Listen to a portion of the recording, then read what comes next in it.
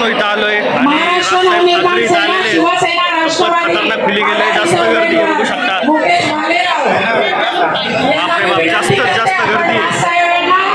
तर भावांनो, तुम्ही बघू शकता इथं किती जास्त गर्दी आहे, म्हणजे प्रचंड गर्दी आहे, प्रमाणाच्या बाहेर गर्दी आहे. आणि तर राजसाहेब ठाकरे आले होते शिवप्रतिमेचं उद्घाटन करण्यासाठी. तर या क्लिपमध्ये तर ते दिसत नाही आहेत, तुम्हाला पुढच्या क्लिपमध्ये दाखवतो, तर बघा. महाराष्ट्राच्या जनतेच्या हृदयाची धडधड, महाराष्ट्राचे अंगार नेते सन्माननीय राजसाहेब ठाकरे यांचं मनपूर्वक हार्दिक सहर्ष स्वागत.